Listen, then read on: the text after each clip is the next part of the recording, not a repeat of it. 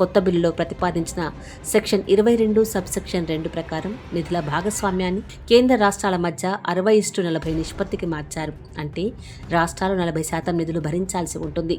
నిజానికి గత చట్టం బలమంతా దాని డిమాండ్ ఆధారిత స్వభావంలో ఉంది. అంటే ప్రజలు పని అడిగిన 15 రోజుల్లోగా ప్రభుత్వం పని కల్పించాలి, లేకపోతే కార్మికులకు నిరుద్యోగ భృతి పొందే హక్కు ఉంటుంది. పైగా ఇప్పటి వరకు కూలీల వేతనాలు 100% కేంద్రమే భరిస్తోంది. కొత్త బిల్లులోని సెక్షన్ 4 సబ్సెక్షన్ 5 ప్రకారం కేంద్ర ప్రభుత్వం నిర్దేశించిన ప్రామాణికాల ఆధారంగా ప్రతి ఆర్థిక సంవత్సరానికి రాష్ట్రాల వారీగా నిధుల కేటాయింపును కేంద్రమే నిర్ణయిస్తుంది.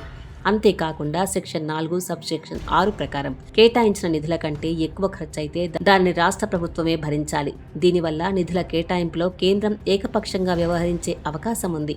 ఇది మన్రేగా యొక్క మూల సూత్రమైన డిమాండ్ను బట్టి నిధులు అనే విధానాన్ని తలకిందులు చేసి బడ్జెట్ను బట్టి డిమాండ్ అనే స్థాయికి మారుస్తుంది.